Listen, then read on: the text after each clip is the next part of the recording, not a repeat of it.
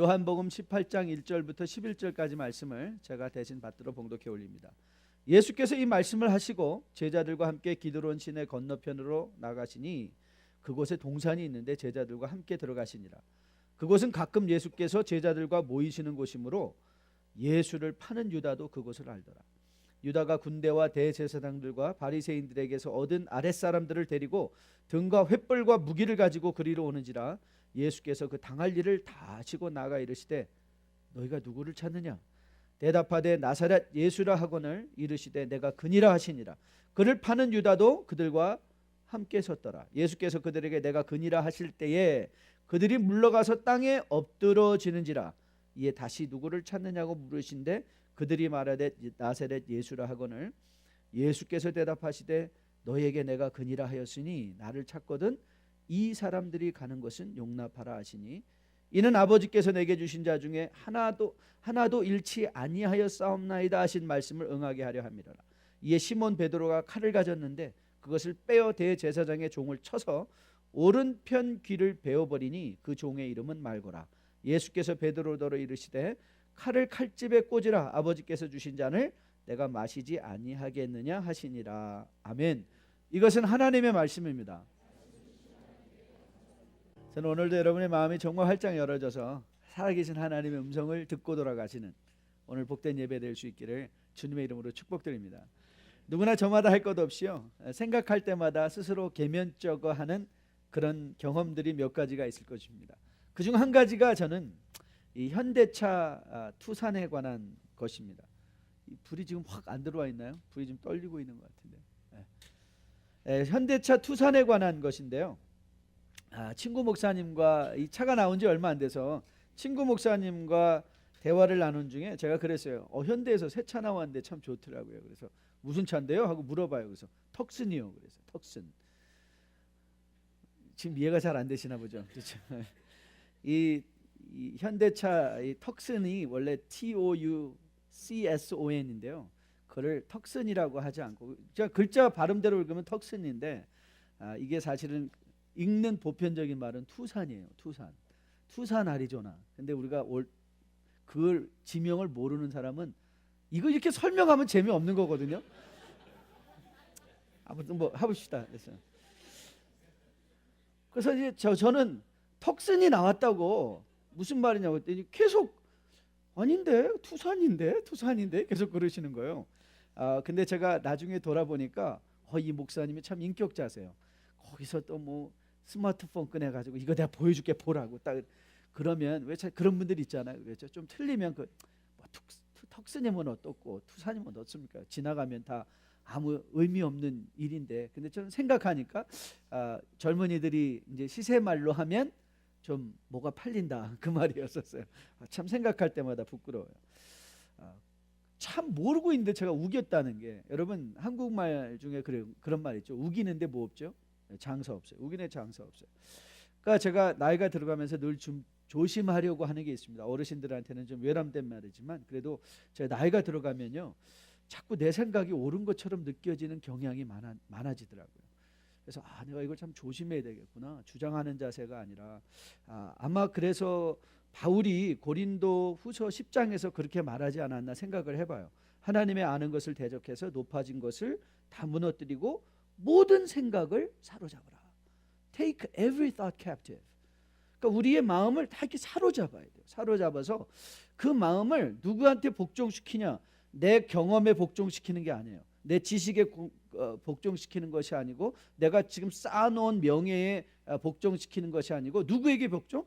예수께 그리스도께 복종시켜야 돼요. 그렇지 않으면요 우리가 나이가 들어갈수록 이 우리의 마음을 우리도 주장하지 못하는 거예요. 그냥 막 우기는데 장사 없다고 그냥 매 사사건건 내 생각이 옳은 것처럼 막 우기면서 인생을 보낼 수 있습니다. 그래서 로마서 12장도 여러분 잘 아시죠? 너희는 이 세대를 본받지 말고 오직 마음을 새롭게 함으로 변화를 받아 하나님의 선하시고 기뻐하시고 온전하신 뜻이 뭐하라? 분별하라 그랬어요. 그러니까 우리 마음을 내 생각이 옳은 거야. 내 경험으로 봤더니 이건 분명히 옳은 거야. 내 지식적으로 봤더니 옳은 거야. 이렇게 하지 마시고 어떻게 하라는 거예요? 하나님의 선하시고 온전하시고 기뻐하신 뜻이 무엇인가를 분별하면서 우리가 세대를 본받지 않는 우리의 마음이 새로워져야 된다. 그것이 성경이 권면하고 하는 것이죠. 그러면 우리가 이런 질문이 딱 등장하죠.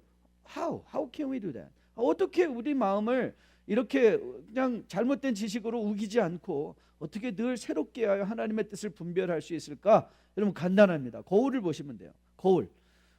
무슨 거울이요? 마음이 보이는 거울이 있나요? 있습니다. 그게 뭐죠? 말씀의 거울이에요. 이 말씀은 우리의 영혼을 비추어 보는 거울인 거예요.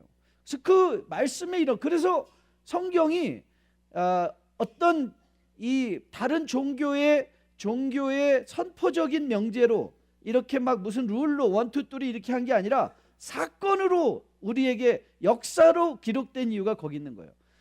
이 모든 역사들이 우리에게 거울이 되는 거예요. 비추어 보라. 그래서 우리의 마음을 비추어 볼 수 있고 우리의 마음을 살펴볼 수 있고 새롭게 할 수 있는 것이 바로 이 말씀의 거울인 것을 저는 늘 깨닫게 됩니다. 말씀을 읽을 때마다 우리의 마음이 비춰지는 것이죠. 저는 정말 여러분들이 이 성경 읽기, 통독, 묵상, 정독, 공부하는 모든 것을 통해서 늘 여러분이 이 하나님의 말씀을 통해서 여러분의 마음이 비추어 줄 수 있기를 주님의 이름으로 축복드립니다. 성경이 사실 말하고자 하는 것은 여러 내용이 아니라 큰 철학적 3가지 주제를 말하고 싶어요. 첫째는 하나님이 도대체 어떤 분인가를 성경은 말하고 싶은 거예요. 그래서 하나님이 역사하시는 방법으로, 그래서 인간의 역사 속에서 개입하시는 하나님을 성경은 우리에게 보여주기를 원하는 것이고요. 그 다음에 성경이 말하고 싶어하는 것은 도대체 그런 인간은 어떤 존재인가, 죄악된 인간들의 정말 누추한 인간들의 모습들, 우리가 성경의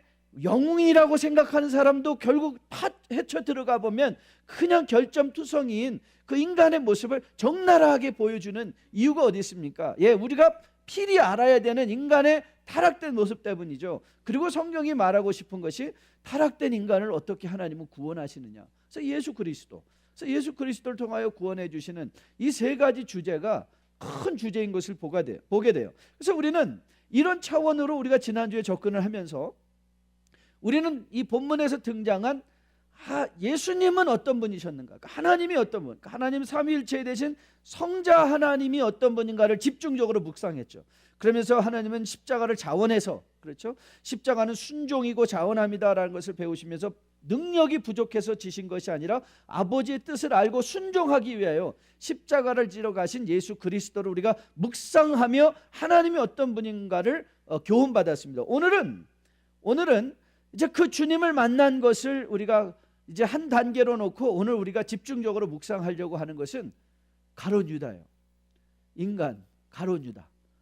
여러분들이 생각하기에 목사님 성경에 묵상해야 될 좋은 본이 되는 인물들도 많은데 왜 하필이면 가룟 유다를 묵상해야 되는가? 그 영원한 실패자를 왜 우리가 묵상해야 되는가? 여러분 그 이유는 간단합니다. 왜냐하면 우리 안에 그 유다가 있기 때문에 그래요. 유다는 멀리 있는 사람이 아니에요. 우리 안에 있는 거예요. 근데 우리가 그 유다를 보지 못하면, 내 안에 있는 유다를 보지 못하면 우리는 내 안에 유다가 있다는 것도 모르고 유다처럼 행동하다가 세상 끝날 수 있다는 거예요. 그래서 오늘 저는 여러분과 바로 요 나 안에 있는 유다의 모습을 살펴보면서 도대체 성경은 그 유다의 모습에 대해서 무엇을 교훈하고 있는가? 그래서 인간이 이 십자가에 순종하시며 자원하여 그 고통을 마다치 아니하시며 사랑하심으로 우리에게 다가온 예수 그리스도와 우리는 어떤 관계 속으로 들어가야 되는가? 우리의 안에 있는, 내 안에 있는 이 유다의 모습을 살펴보면서 필요한 회개와 새로운 결단과 결심들이 오늘 이 예배 시간에 주어짐으로 말미암아 이제 사순의 기간 동안에 우리가 묵상하는 예수 그리스도가 더욱더 강력하고 더욱더 은혜 있고 더욱더 축복된 모습으로 우리에게 다가와 우리를 만나주시는 그런 놀라운 역사가 있기를 주님의 이름으로 축복드립니다. 한국말 중에 이 눈먼 장사라는 말 혹시 아십니까? 눈먼 장사, a blind warrior. 힘은 많은데 눈이 멀어졌어요. 장사요. 힘이 많은 장사인데 warrior인데 눈이 멀었어요. 이 딱 하면 여러분들이 생각나는 게 이 성경의 삼손 같은 사람 아닙니까? 힘은 많은데, 그렇죠? 어리석게 자기 힘을 잘못 사용해서 나중엔 두 눈이 뽑힌 채로 결국 죽음을 마지막에 그 정말 이 부끄러움 중에 마지막 하나님의 주시는 기회를 활용할 수밖에 없었던 그런 눈먼 장사. 오늘 우리가 딱 보면 오늘 유다의 모습이 바로 그런 사람 같아요. 눈먼 장사예요. 눈먼 장사. 힘은 많고 지혜도 많은 것 같은데 눈이 멀어버렸어요. 그래서 오늘 저는 이 유다를 묵상하는데 이 세 가지를 묵상하려고 그래요. 첫째는 어떻게 이 유다가 헛된 이익에 눈먼 장사였는가? He was a blind warrior to a vain prophet. 헛된 이익에 눈이 멀었던 장사였다. 그리고 또 두 번째 우리가 묵상하려는 것은 여러분 장사라는 건 힘이 많아요. 맞아, 인간은 무한한 가능성을 가지고 있는 것 같아요. 그런데 유다는 시간에 눈먼 장사였어요. 시간, time. A blind warrior to passage of time. 시간에 대해서 눈먼 장사였고 마지막에 제일 슬펐던 것, 이 유다는 스스로를 책임지려 하였는데 자기 자신을 자기가 책임지려 하였는데 결국 돌아보았더니 그는 구원의 눈먼 용사였어요. A blind warrior to salvation. 구원의 눈먼 용사. 그러니까 결국 헛된 이익에 눈이 멀었고 그는 시간에 눈이 멀어 있었고 그는 결과적으로 구원의 눈이 멀어서 있던 그런 사람인 것을 보게 돼요. 자, 그러면 하나씩 자세히 살펴볼까요?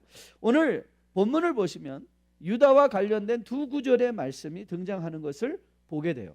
먼저 여러분이 2절을 보시면 그곳은 가끔 예수께서 제자들과 모이는 곳이므로 같이 읽어볼까요? 예수를 파는 유다도 그곳을 알더라. 그랬어요. 유다 앞에 꼭 뭐가 붙어있죠? 예수를 팔았다. 그리고 그 장소를 누구도 알았다? 유다도 알았다. 이렇게 적고 있어요. 자, 5절도 한번 읽어볼까요? 대답하되 나사렛 예수라 하거늘 이르시되 내가 그니라 하시니라. 그를 파는 유다도 그들과 함께 섰더라. 그러니까 여러분 이 유다를 설명하면서 두 번을 설명했는데 두 번 더 예수를 파는 유다, 그를 파는 유다, 그곳을 알더라, 그들과 함께 섰더라 이렇게 적고 있어요. 여러분 그래서 그가 이 예수 그리스도를 팔았어요. 그래서 그가 팔아서 받은 대가가 얼마였었죠? 예, 은 30세겔을 받았다고 적고 있어요. 아니 그러면 도대체 이 은 30세겔이 뭔가? 여러분이 계속해서 우리가 지금 묵상하고 있는 마태복음 말씀을 매일 성경을 통해서 묵상하고 있는데 이제 곧 마태복음 26장을 보게 될 터인데 26장에 14절로부터 이렇게 자세히 그 정황을 마태는 좀 더 풀어서 우리에게 설명해 주고 있습니다. 이 정황을 어떻게 설명해 줬냐면 그때에 12 중에 하나인 가롯 유다라 하는 자가 대제사장들에게 가서 말하되 이제 요 일이 일어나기 있었던 일 전에 있던 사건을 마태가 기록하고 있어요. 내가 예수를 너에게 넘겨주리니 얼마를 주려느냐 하니 그들이 은 30을 달아주거늘 그가 그때부터 예수를 넘겨줄 기회를 찾더라. 그가 은 30세겔을 받았어요. 아니 그럼 도대체 은 30세겔이면 얼마나 가치가 있는가? 여러분 이 은 30세겔은 1세겔당 보통 11.4g입니다. 11.4g.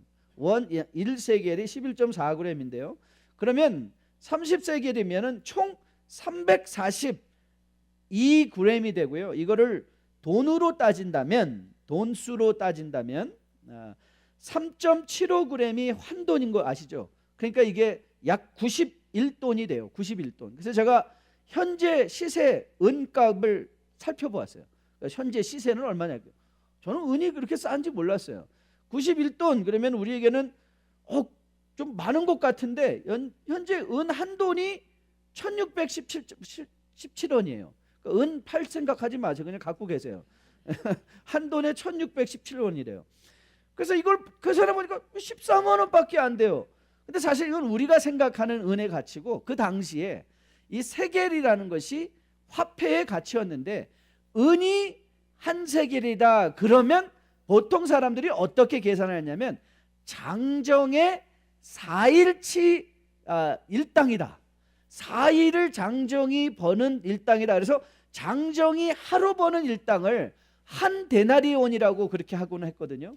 그래서 만약에 우리가 5만 원이라고 한 일당을 친다면 약 한 600만 원이에요. 120데나리온이 되니까 그러니까 이 돈이 은 30세겔이 약 한 600만의 가치가 있어요. 그러니까 우리가 그렇게 생각하면 당시로 600만 원 크다면 큰 돈이고요, 적다면 적다고 할 수 있는 그 단위의 돈인 것을 보게 돼요. 그런데 우리가 이상한 건 뭐냐면, 아니 도대체 이 제사장들은 무슨 근거로 예수님을 은 30이라고 했는가? 그래서 우리는 이게 어떻게 나왔을까? 은 30이라니. 근데 여러분, 이게 무작위적인 돈의 내용이 아니에요. 왜냐하면 성경은 이미 이 돈 가치에 대해서 얘기를 하고 있기 때문에 그래요.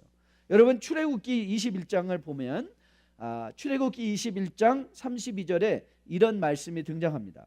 소가 만일 남종이나 여종을 받으면, 그러니까 이제 소가 다른 집의 여종이나 남종을 뿔로 받아서 소임자가 은 30세겔을 그의 상전에게 줄 것이요, 소는 돌로 쳐서 죽일지라.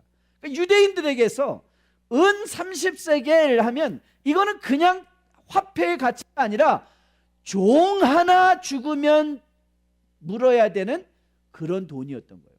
종 하나 죽으면. 혹시 여러분 스가랴를 벌써 읽으면 계십니까? 이 은 30이라는 것이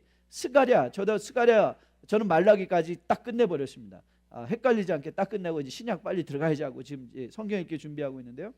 스가랴서에 보면요, 스가랴서 11장에 스가랴가 이제는 막 사역을 계속 선지 사역을 하다가 많은 선지자들의 질투를 받고 시기심을 받고 아무리 말을 전해도 이제 아무도 안 들으니까 스가랴가 이렇게 말했습니다. 스가랴가 말하기를 내가 그들에게 이르되 너희가 좋게 여기거든 내 품삯을 내게 주고 그렇지 아니하거든 그만둬라 그랬어요. 그러니까 야, 내가 지금까지 그래도 이렇게 선지를 했으니까 너희들이 내가 한 일을 얼마를 쳐주겠느냐 했을 때 그들이 뭐라고 하니까 은 30개를 달아서 내 품삯을 삼은지라 그래서 은 30개 또 등장하죠. 그러니까 유대인들이 은 30세겔 하면 무슨 뜻이에요? 이거 종이네, 종 하나 값이네, 이 말이에요. 이 말, 종으로 여겼다는 거예요. 그러니까 스가랴 시대도 그 악한 무리들이 이 하나님의 엄청난 메시지를 정한 스가랴의 가치, 그 사역의 가치를 뭐로 봤다고요? 종의 하나 은 30세겔이네. 그렇다면 여러분이 이제 뭘 봐야 되냐면 유다가 은 30세겔을 제사장들이 지체 없이 달아서 예수 그리스도의 생명의 대가로 줬다면 유다는 즉시 그걸 듣고 뭐가 깨달아졌어야 돼요? 이건 예수님을 종으로 여기는 거네. 가치 이전에 그는 그것에 대한 상징적인 의미를 깨달았어야 돼요.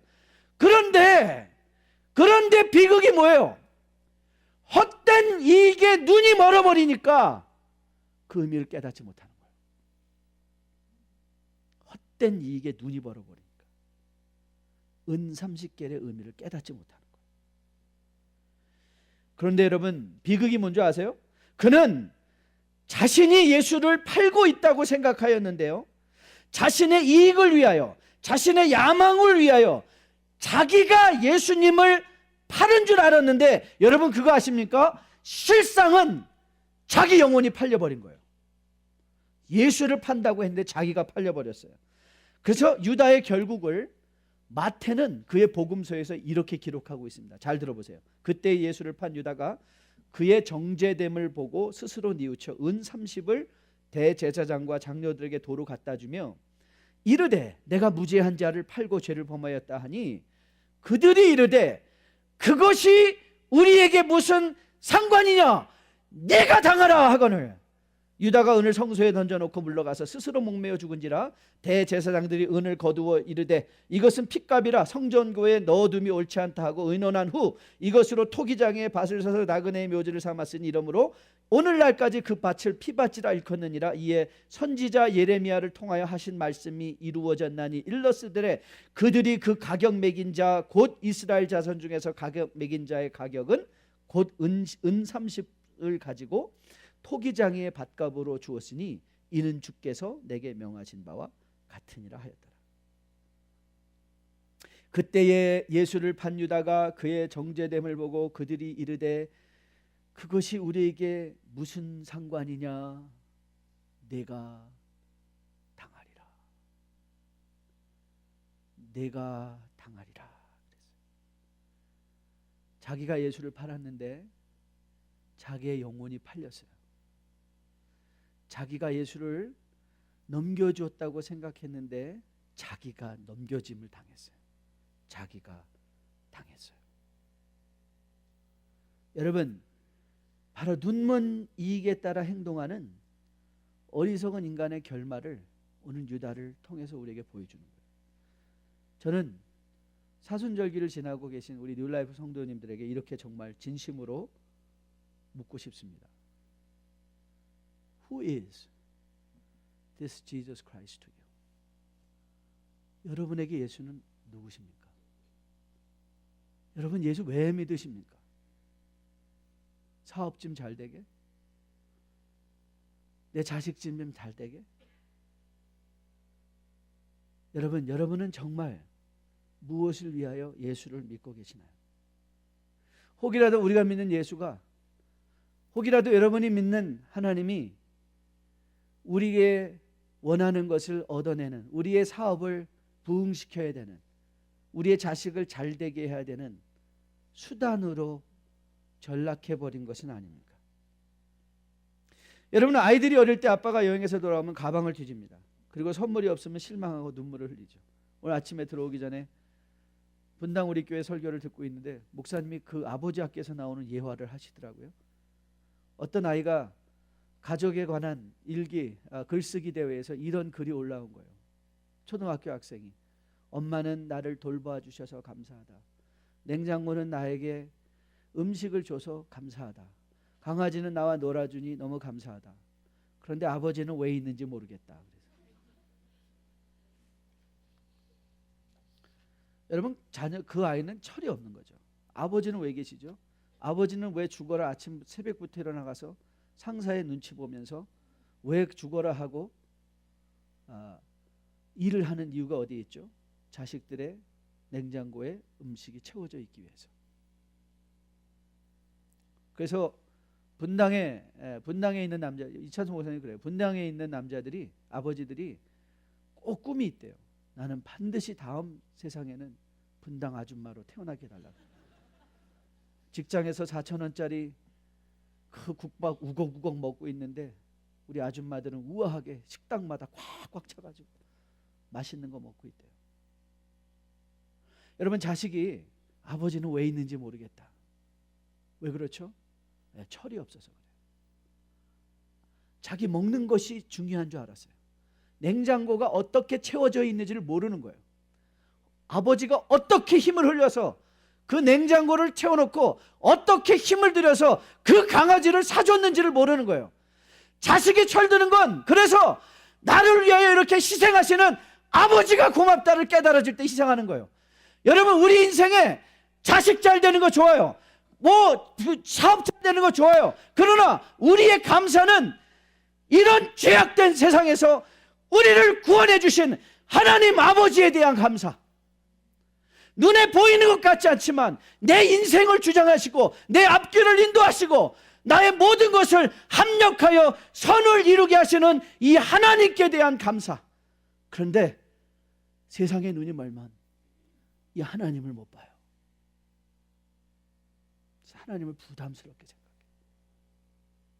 하나님은 멀리 계시다고 해요. 우리는 유다를 통해서 배워야 될 것입니다. 여러분, 철든 하박국이, 여러분 하박국도 읽으면 전반부의 하박국은 철이 없어요. 주님한테 막 대들어요. 그런데 주님과의 그 짧은 대화 속에 하박국이 철이 들었어요. 철이 드니까 하박국이 이렇게 고백합니다. 비록 무화과 나무가 무성하지 못하며 포도나무에 열매가 없으며 감람나무에 소출이 없으며 밭에 먹을 것이 없으며 우리의 양이 없으며 외양간에 소가 없을지라도 나는 여호와로 말미암아 즐거워하며 나의 구원의 하나님으로 말미암아 기뻐하리로다. 하박국이 깨달은 거예요. 내 기쁨의 근원은 하나님이다. 하나님이 주시는 선물이 아니라 하나님이 내 기쁨이다. 예수님이 나의 자랑이다. 예수님이 나의 능력이다. 그걸 깨달은 거예요. 그러나 우리가 헛된 이익에 여러분이 이 사순의 기간 동안 세상에서 눈을 돌리지 않으면 우리는 평생 유다와 같이 진정 기뻐할 것, 진정 감사할 것을 감사하지 못하는 눈먼 장사들이 되어버리고 말 거예요. 전 여러분과 저가 다시 한번 여러분의 눈을 들어 세상의 헛된 이익이 아니라 십자가를 깊이 묵상하며 나에게 구원을 베풀어 주신 그 하나님을 감사할 수 있는 여러분 되시기를 주님의 이름으로 축복드립니다. 유다는 단지 이익에 눈 멀었을 뿐만 아니라 그는 시간에도 눈이 멀었어요. 여러분, 인간의 가장 본래적 약점이 뭐라고 그랬습니까? 인간의 본질적 약점은 시간에 제한된 존재인 거예요. 우리는 과거도 제대로 기억하지 못하고, 우리는 현재도 제대로 파악하지 못하고, 미래도 알 수 없는 그런 제한된 존재예요. 혹자는 말하기를 유다는 당시의 열심당원으로서 예수님을 팔아넘긴 것은 정치적 목적이 있다라고 하는 사람들도 있어요. 그래서 예수님을 자극해서 혁명을 일으키게 하려는 그런 의도가 있었다고 말하는 사람도 있어요. 그렇다 손치더라도 유다는 시간을 이해하지 못하고 있었던 거예요. 왜냐하면 유다는 예수 그리스도의 죽음이 끝이 아닌 것을 못 보고 있었어요. 왜냐하면 주님께서 부활하실 것이거든요. 부활하신 주님은 모든 사람 앞에서 승천하실 것이거든요. 이게 불과 3일, 40일 이후에 일어날 일이었어요. 3일만 있으면 주님은 십자가에서 살아나실 것이고요, 40일 있으면 승천하는 것을 많은 제자들이 보게 될 것이에요. 그런데 오늘 유다가 뭘 못 봤습니까? 자기가 지금 내린 결정이 내리자마자 1시간 후에 후회할 결정이라는 걸 못 봤던 거예요. 그러니까 이 사람은 시간에 눈이 멀어 있었어요. 시간에 눈이 멀어 있어요. 내가 지금 한 결정이 30분 후에 나를 후회하게 할 것이라는 것을 보지 못하는 거예요. 여러분, 이게 어찌 유다에게만 일어나는 일이겠어요? 여러분과 저에게 일어나는 일은 아닙니까? 여러분, 우리는 바로 1시간 있으면, 하루만 있으면, 이틀 있으면 후회할 일들을 오늘 우리는 아무것도 모르는 채 거기서 그냥 결정을 내리고는, 그리고 후회하는 인생을 살지는 않나요? 여러분, 아삽이 시편 73편에서 고백한 거 기억하시죠?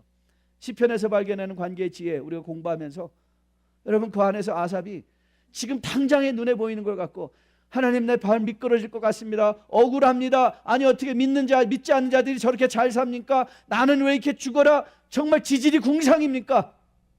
아니, 나 믿는 사람 맞습니까? 아니, 왜 이렇게 저는 살아야 됩니까? 왜 믿지 않는 사람은 죽을 때도 저렇게 잘 살찐 눈으로 죽고, 아니, 마음에 원하지도 않는 소원에 지나치도록 어떻게 저렇게 돈을 많이 법니까?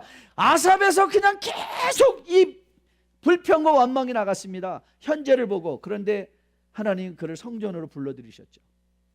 하나님의 임재 가운데서 그가 깨달은 것이 무엇이었죠?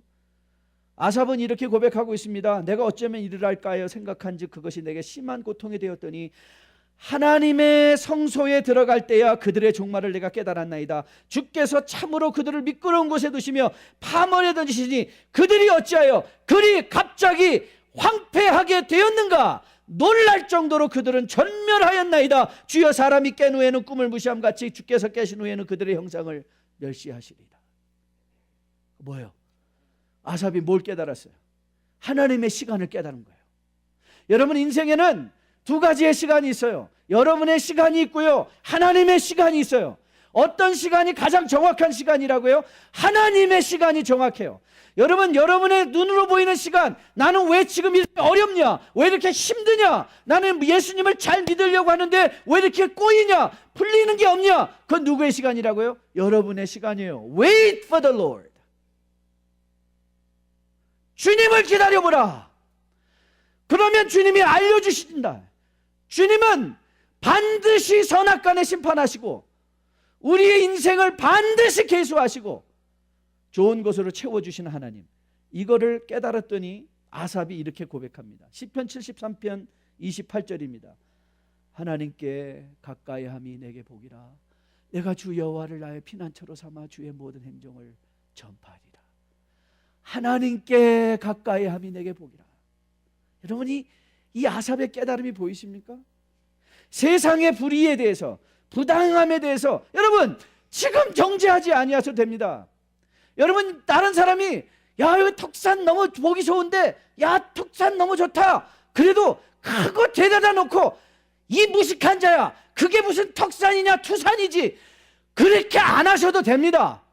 여러분 뭐지 틀렸다고, 여러분 교회를 하다 무슨 틀리를 한다고, 그것이 진리와 관계된 예수 그리스도의 성경에 관련된 거 아니면 여러분 너무 까박하게 사람 대다 놓고 책 들어가면서 삼자 대면하면서 이거 봐라 당신 틀렸다, 그렇게 안 하셔도 됩니다.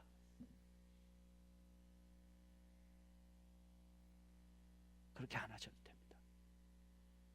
하나님의 시간이 있습니다. 하나님은 알게 해주십니다.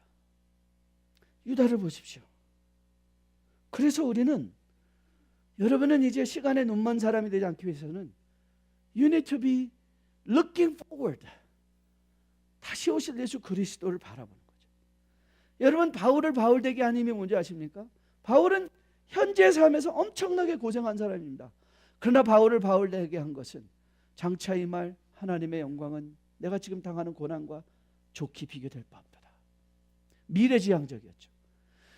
바울이 빌립보서에서 이렇게 고백합니다. 내가 이미 얻었담도 아니요 온전히 이루었담도 아니라 오직 내가 그리스도 예수께 잡힌 바 된 그것을 잡으려고 달려가느라. 형제들아, 나는 아직 내가 잡은 줄로 여기지 아니하고 오직 한 일 뒤에 있는 것을 잊어버리고 앞에 있는 것을 잡으려고 푯대를 향하여 그리스도 안에서 하나님 위에서 부르신 부름의 상을 위하여 달려가노라. 여러분 뒤에 있는 거 잊어버리십시오. 그리고 앞에 있는 십자가를 향하여 달려가십시오. 이것이 유다를 통해서 오늘 우리가 마음에 받는 교훈입니다. 시간에 순종하십시오. 너무 여러분이 당한 형편, 현재 형편에 대해서 너무 억울하다고 소리치지 마십시오. 우리가 시편의 역사에, 하박국의 모든 선지자들의 우리가 기록을 그래서 우리가 읽어보지 않습니까? 읽어보았더니 하나님이 결국에는 모든 나라를, 모든 사람을 심판하시더라. 그거 아니었습니까? 그렇게 간섭하신 하나님이 여러분의 인생을 안 간섭하시겠습니까? 간섭하실 것입니다. 간섭하실 것입니다. 저는 기도합니다. 여러분과 저가 시간에 눈먼 자들이 아니라 시간에 깨어난 자들이 되어 다시 오실 예수 그리스도, 시대의 징조를 민감하게 살피며 오늘 내가 정말 집중해야 되는 것이 무엇인가, 집중해야 되는 것이 무엇인가를 다시 한번 재생각하면, 다시 생각하시면서 시간에 깨어있는 여러분과 저 될 수 있기를 주님의 이름으로 축복드립니다. 마지막 비극은 그는 구원의 눈먼 자였다. 구원의 눈먼 자. 여러분 5절 6절을 다시 한번 보십시오. 5절 6절 보았더니 대답하되 나사렛 예수라고는 이르시되 내가 그니라 하시니 그를 파는 유다도 그들과 함께 섰더라. 그리고 거기에 이적이 하나 일어나고 있습니다. 그 이적이 뭐죠? 예수께서 그들에게 내가 그니라 하실 때 그들이 물러가서 땅에 엎드려졌습니다. 땅에 엎드려졌습니다. 여러분 이게 이적입니다. 하나님께서, 주님께서 절대 힘이 약해서 잡히는 게 아닌 것을 유다가 거기서 지금 보고 있는 것입니다. 여러분 그와 더불어 우리는 베드로가 이 말고의 귀를 배웠을 때 누가는 의사의 입장에서 이 사건을 좀 더 자세하게 기록해 놓은 것을 누가복음을 통해서 확인받을 수 있습니다. 누가는 그 상황을 이렇게 적었습니다. 그 중에 한 사람이 대제사장의 종을 쳐서 그 오른쪽 귀를 떨어뜨린지라. 매우 의사로서 관찰력이 풍부하죠. 어느 쪽 귀인고도 말하고 있고 지금 당한 이 사람의 그 인jury가, 부상이 무엇인가도 분명히 말하죠. 귀가 떨어졌어요. 그리고 이렇게 말합니다. 예수께서 일러 이르시되 이것까지 참으라 하시고 그 귀를 만져 낫게 하시더라. 그러니까 주님이 거기서 뭐도 하셨어요? 말고의 귀도 붙여주셨어요. 마치 없던 일인 것처럼.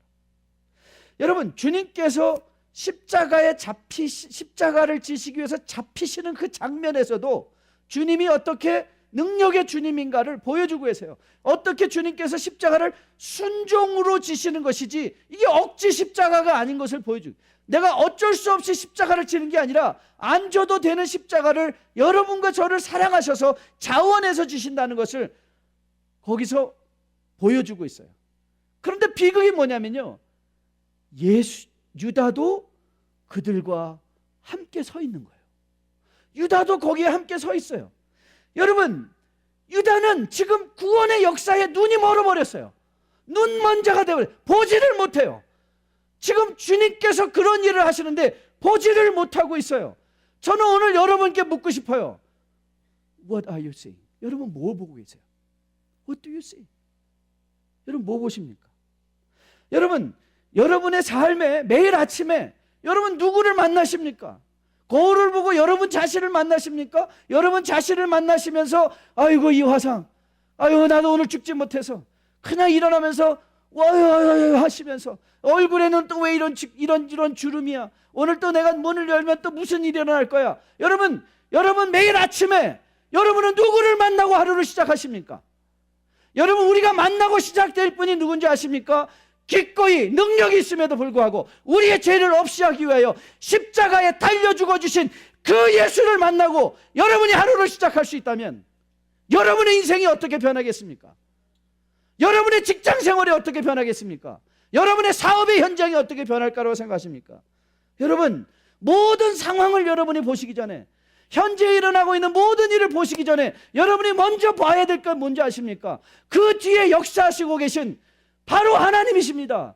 모든 일을 합력하여 선을 이루고 계신 그 하나님을 여러분이 보실 수 있다면 여러분이 지금 일어나는 일로 불평하시겠습니까? 원망하시겠습니까? 모든 걸 합력하여 선을 이루시는 하나님을 여러분이 볼 수만 있다면, 여러분, 시편 기자는 권면합니다. 눈을 들어 산을 보라. 여러분, 눈을 들어서 산을 보라는 게, 산을 보면 뭘 보라는 겁니까? 천지를 지으신, 우리를 도우시는 그 여호와를 보라 이거 아니에요. 여러분, 시편은 한 번도 산을 보라고 한 적이 없습니다. 산을 보라는 것은 그 산을 지으신 하나님을 보라는 거예요. 하나님을 보라. 여러분의 인생에 아침에 일어나서 여러분의 늙어지는 주름진 얼굴을 보는 것이 아니라, 여러분의 처진 몸매를 보는 것이 아니라, 여러분의 인생을 시즈닝 하시면서, 이끌어 가시면서 여러분에게 가장 복된 미래를 준비하고 계신 그 예수님을 매일마다 만나고 돌아가실 일을 시작할 수 있다면 여러분의 인생은 180도 변할 것입니다. I guarantee. 180도 변할 거예요. 여러분 교회에서 누굴 만나고 하십니까? 여러분 이 교회를 떠나실 때 차 안에서 여러분은 누구 만난 얘기를 하십니까? 야, 그 김 집사가 얼굴 왜 이래? 옷이 뭐야? 아이고, 그것도 빚내서 가방 샀다며. 그러니까는 아이들이 뒤에서 묵묵하게 스마트폰 하다가 아이들이 무슨 생각하는지 아세요? 야, 엄마 아빠는 뭐하러 교회 오나? 뭐하러 교회 오나? 저런 사람들만 만나고 가는데 Why do they come to church? 여러분이 그 차 안에서 여보, 참 우리 그 말씀 가운데 그 예수님이 정말 좋지? 여러분의 자녀에게 너는 누구 만났니? 오늘 말씀 속에서 만난 예수님은 어떤 분이었어? 너는 그 말씀에 대해서 어떻게 생각하니? 여러분이 그 차 안에서, 여러분의 식탁에서 여러분은 누굴 만날 얘기를 하냐 말이에요. 누구를 만나시고 계시냐고요. 우리에게 구원을 베푸시는 그 하나님의 놀라운 능력을 가지고 여러분 그걸 만나십니까? 아니면 마치 여러분의 이웃들을 반찬 삼아서 그들을 씹어가면서 겨울 기껏 교회 와서 만나고 가는 사람들이 사람만 죽어라 하고 만나고 가니 인생에 변화가 없는 게 당연하죠. 유다는 사람만 만났어요. 대제사장 만나서 대제사장이 자기의 은을 주는 줄 알았어요. 대제사장이 자기의 힘을 주는 줄 알았어요. 그런데 정작 그가 만나야 될 하나님을 못 만난 거예요. 이거는 지금뿐만이 아니에요. 그는 3년 동안 같이 다니면서 그 구원의 예수님을 못 만났어요. 여러분, 사람이 사람을 만나면 욕심이 생깁니다. 사람이 사람을 만나면 질투가 생깁니다. 사람이 사람을 만나면 상처받습니다. 여러분이 교회에서, 이민교회에서 나 상처받았어요, 나 힘들어요, 왠지 아십니까? 무례하게 생각하지 말고 들어주십시오. 여러분은 어쩌면 주홍과 같이도 붉은 죄를 용서해 주시는 주님을 아직 못 만났을 수도 있습니다. 만일 여러분이 주홍과 같이 붉은 죄를 진 모든 죄인을 용서해 주시는 그 예수님을 만나셨다면 여러분을 힘들게 하는 그 사람을 보며 온유해집니다. 불쌍히 여기게 됩니다. 오히려 그의 구원을 위해서 기도하시게 됩니다. 그 사람을 씹을 필요 없습니다. 탓할 필요 없습니다. 우리의 문제는 내 주변에는 왜 이런 인간만 꼬여 있냐가 아닙니다. 어디를 가셔도 그런 인간은 다 꼬여 있습니다. 세상이 그런 곳입니다. 그러나 성도의 특권은 이런 세상 속에서 어떻게 구별된 인생을 사는가? 우리는 이런 세상 속에서 우리를 구원하신 하나님을 만나는 것입니다. 하나님을 만나는 것입니다. 그 하나님을 만남으로 말미암아 하나님의 선한 은혜 가운데 거듭나 주님의 눈길을 가지고 세상을 바라볼 수 있게 되는 것이죠. 근데 여러분, 오늘 이 모든 사건 중에 정말 여러분과 저에게 복음이 뭔지 아십니까? 그 복음은 여러분, 우리에게 아직도 인생에 눈뜰 기회를 주시는 하나님이죠. 눈뜰 기회를 주시는 하나님이십니다. 우리는 아직도 이익에 눈멀어 있고, 우리는 아직도 시간에 눈멀어 있고, 구원에 눈멀어 있는데 하나님은 우리를 기다려주세요. 지금도, 오늘도 여러분과 저를 위해서 기다려주세요. 그래서 고린도서 6장에서 이렇게 바울이 우리에게 권면합니다. 우리가 하나님과 함께 일하는 자로서 너희를 권하노니 하나님의 은혜를 헛되이 말지 마라. 이르시되 내가 은혜를 베풀 때에 너에게 듣고 구원의 날에 너를 도왔다 하셨으니, 같이 읽습니다. 보라, 지금은 구원의 날이로다. 보라, 지금은 구원의 날이로다. 보라, 지금은 구원의 날이로다. 눈 떠라, 지금은 은혜 받을 때다. 눈 떠라, 지금은 세상의 헛된 이익에 빠져서 허덕거릴 때가 아니다. 눈 떠라, 지금은 조금만 기다리면 하나님이 너의 인생에 가장 좋은 곳으로 주신다. 눈 떠라, 너가 만날 사람은 인간의 세상에 권력 있는 자들이 아니라 예수 그리스도시더라. 눈 떠라, 보라, 지금이 구원받을 만한 때요, 지금이 은혜 받을 만한 때라. 저는 여러분의 눈이 떠지기를 주님의 이름으로 축복드립니다. 임종을 하다 보면 인생을 가장 비참하게 만드는 것은 후회입니다. 여러분, 후회는 아무리 해도 인생에 아무런 유익이 없습니다. 후회하는 자는 다만 자기 자신의 인생에 상처를 줄 뿐만 아니라 이웃에게도 꼭 상처를 줍니다. 왜 그러잖아요. 내가 너만 안 만났어도 내 인생이 이 모양의 꼴이 안 됐을 텐데. 여러분, 그거는 자기 영혼의 상처일 뿐만 아니라 상대방에 대한 상처이기도 합니다. 후회는 우리를 회복시키지 못했습니다. 그러나 회개는 우리를 회복시킵니다. 하나님, 내 눈이 멀었었습니다. 하나님, 내가 그거 좀 더 벌어보겠다고 내 눈이 멀었습니다.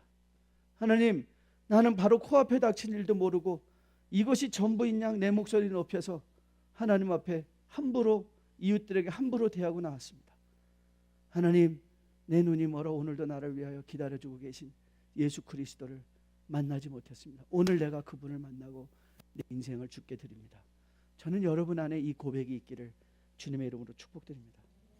오늘도 오늘도 초청하시고 우리를 위하여 기다려주시는 그 예수 그리스도를 다시 한번 마음에 기억하시면서, 여러분이 걸어야 될 걸음은 과거에 있지 않냐고 앞에 있는 것을 여러분 기억하시면서 이 길을 잘 가십시오. 그리고 주님께서 마치는 날 여러분을 반드시 좋은 것으로 복 주실 것입니다. 우리 다 함께 일어나서 마지막 찬양 드리겠습니다. 주님 다시 오실 때까지 나는 이 길을 가리라. 좁은 문 좁은 길 나의 십자가 지고 나의 가는 이 길 끝에서 나는 주님을 보리라. 오늘도 혹 여러분 가운데 당하고 있는 일이 너무 힘들어서 하나님 원망스러워요.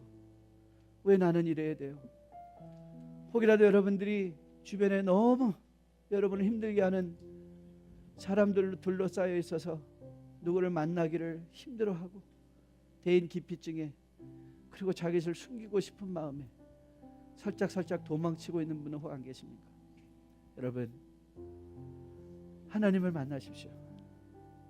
매일 아침에 일어나서 주름진 여러분의 얼굴을 보고 한탄하지 마시고 그 흰 머리 속에 인생의 연륜을 담아 축복된 미래를 준비해주고 계신 그 아버지를 신뢰하십시오. 그리고 내 인생 내 힘으로 사는 것 아니라 주님의 공급하시는 은혜로 사는 것을 기억하시고, 여러분 묵묵히 걸어보십시오. 그 길을 가십시오. 그 길이 변하면 잘할 수 있을 거라는 생각을 내려놓으시고 그 사람을 여러분 용서하시고 그 사람을 이해하시고 그 상황을 수용하시고 그 자리에서 충성하십시오. 주님께서 반드시 때가 참에 아들을 보내시고 부활해 주시고 다시 보냈을 그 하나님이 여러분의 모든 눈물을 계수하시며 여러분의 복된 미래를 준비하고 계실 것입니다. 우리의 신앙 고백으로 이 찬양 함께 올려드리도록 하겠습니다. 주님 다시 오실 때까지 나는 이 길을 가리라. 좁은 길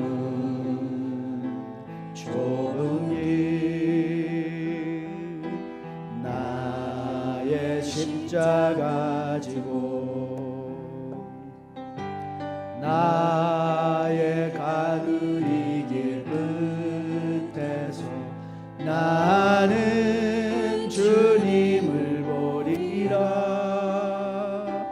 영광의 내 주님 나를 맞아주시리. 주님 다시 오실 때까지 나는 일어나 달려가리라. 주의 영광 온 땅 덮을 때 나는 일어나 노래하리. 내 사모하는 주님 온 세상 구주시라. 내 사모하는 주님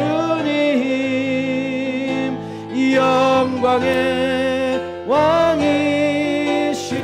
주님 다시 오실 때까지 주님 다시 오실 때까지 나는 일어나 달려가리라. 주의 영광 온 땅 덮을 때 나는 일어나 노래하리. 내 사모하는 주님 온 세상 구주시라. 내 사모하는 주님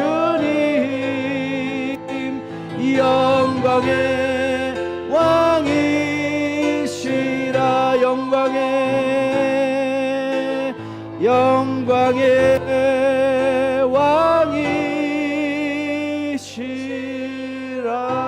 왕이시라.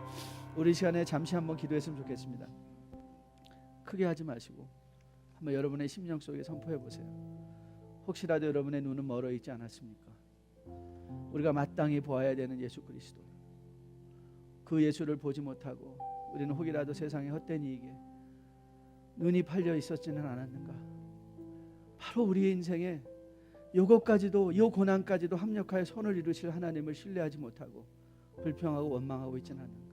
바로 내 곁에 서셔서 구원의 모든 능력으로 우리에게 함께 해주시는 그 주님을 보지 못하고 사람들만 보면서 원망하고 있지는 않았는가? 오늘 우리 다시 한번 주님 앞에 겸손히 기도하면서 하나님, 이제는 내가 이 길 걷는 동안 오직 주님만을 바라보겠습니다. 주님의 영광을 위해 살겠습니다. 주님, 이제는 내가 오늘 이 교회에서 주님 만나고 돌아갑니다. 내 입에서 주님 만난 얘기가 끊이지 않게, 우리 카페에서도 주님 만난 얘기하게 해주시고, 우리가 이웃을 만날 때 우리 자녀들에게도 내가 오늘 만난 예수 얘기할 수 있도록, 사람 만난 얘기 아니라 예수 만난 얘기할 수 있게 해달라고 우리 같이 한번 주님 앞에 간절히 결단하고 결심하는 기도 한번 하도록 하겠습니다. 같이 기도합니다. 사랑하는 이가 충만하신 주님 감사합니다. 오늘도 주님 우리를 이 자리까지 모으시고 하나님의 선한 은혜와 능력 가운데 우리가 마땅히 만나고 보아야 할 예수 그리스도의 모습을 보게 하시며 우리가 진정 이 땅에서 필요한 것이 무엇인가를 보게 하시는 하나님 참으로 감사드립니다. 하나님, 이제 이 길을 가겠습니다. 이전을 나서며 이 길을 가겠습니다. 이제는 좁은 문을 가겠습니다. 좁은 길을 가겠습니다. 불평하지 않겠습니다. 아버지, 모든 것을 합력하여 선을 이루시는 하나님을 신뢰하며 그 하나님을 맨날 매일 아침 주님과 말씀을 통하여 만나며 하나님의 선한 은혜 가운데 거듭나 세워져서 주님의 영광을 드러내는 주의 백성으로 세워지겠습니다. 주님 불쌍히 여겨주시고 필요한 은혜 넘치게 도와주시고 우리 입술에서 주님 만난 이야기가 끊이지 아니하도록 주님 함께하여 주시옵소서. 이제는 우리 주 예수 그리스도의 은혜와 아버지의 지극하신 사랑과 성령님의 인도하심이 이제 새로운 결심과 다짐으로 늘 주님 만나 눈떠 우리에게 구원의 때요 은혜의 때를 베풀어 주신 그 하나님을 감사하며 복된 신앙생활 잘 감당하기 소원하는 주의 백성들의 머리 위에, 이들의 가정 위에, 자녀들의 머리 위에, 섬기는 기업과 직장 위에 지금으로부터 영원까지 함께 계실지어다. 아멘.